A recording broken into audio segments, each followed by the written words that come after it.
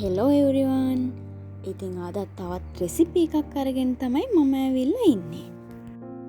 ඉතින් මේ දවස්වල ගොඩක් ජනප්‍රිය චිකන් සම්බල් හදන හැටි තමයි මම අද අරන් ආවේ. එහෙනම් අපි බලමු නේද?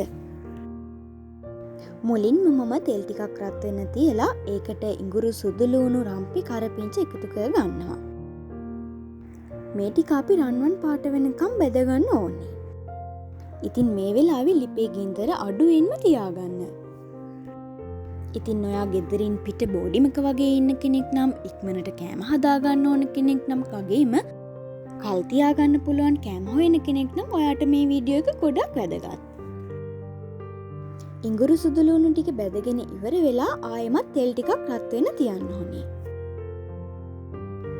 තෙල් ටික හොඳට රත් වුණාම හීනියට කපා ගනිපු ලුණු තෙල් වලට එකතු කරලා බෙද ගන්න. ඉතින් මම මේකට ලුණු ගෙඩි 3ක් අරගෙන තියෙනවා. මේ වෙලාවෙත් ලිපේ ගින්දර අඩු කරලා තියාගන්න. ලුණු ටික මෙන්න මේ වගේ රන්වන් පාට එනකන් බෙදගත්තාම ඇති. ඊළඟට ආයෙමත් තෙල් ටිකක් රත් වෙන්න තියලා චිකන් ටික බෙද ගන්න තමයි තියෙන්නේ. කලින්ම චිකන් ටික ලුණුත් එකතු කරලා තඹගෙන මේ වගේ පුංචි කෑලි වලට ඉරා ගන්න. ඊළඟට ඒකට මිරිස් කුඩු ගම්මිරිස් එකතු කරලා ටික වෙලාවක් තියන්න. චිකන් ටික මෙන්න මේ වගේ ගානට බෙදුනහම හොඳටම ඇති. ඊට වඩා බෙදුනොත් මේක නිවෙද්දි හයි වෙන්න පුළුවන්. දැන් මම චිකන් ටික බෙදගනිපු තෙල් එකටම තවත් තෙල් ටිකක් එකතු කරලා තෙල් ටික රත් වෙද්දි කෑලි මිරිස් තේ හැන්දක් විතර එකතු කරගන්නවා. ඒකටම මගේ ළඟ තිබුණු chili paste ටිකකුයි සීනි ටිකකුයිත් එකතු කරනවා. ඊළඟට මේකේ රස තවත් වැඩි කරගන්න එනසාල් කරාබුණටි කුරුඳු පොත්තක් වගේම ගොරක කෑල්ලකුත් මම එකතු කරගන්නවා. ඊළඟට මේ ටික හොඳට කලවම් කරගන්න ඕනේ. ඉතින් මේ වෙලාවේදී ඔයාලට ඕන නම් තක්කාලි සෝස් ටිකක් එකතු කරගෙන රස වැඩි කරගන්න පුළුවන්. ඊළඟට මම මේකට බෙදගනිපු චිකන්, ලුණු, සුදු ලුණු රම්පේ කරපිංච ටික එකතු කරගන්නවා. දැන් මේ ටික හොඳට කලවම් කරගන්න.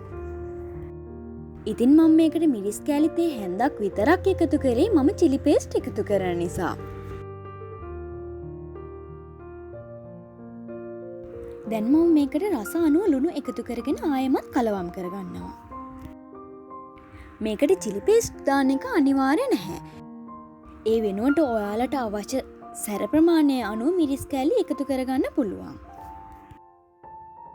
එහෙනම් දැන් අපි චිකන් සම්බල් එක හදලා ඉවරයි. ඔයාලට දැන් රස බලලා ඔයාලගේ රස අනුව ලුණු මිරිස් සීනි එකතු කරගන්න පුළුවන්. මේ තියෙන්නේ මම හදපු රස චිකන් සම්බල් එක. ඔයාලත් හදලා රස කොහොමද කියලා මටත් කියන්නකෝ. ඒ වගේම වීඩියෝ එකට ලයික් කරලා channel එක subscribe කරන්නත් අමතක කරන්න එපා. ගිහින් එන්නම් bye.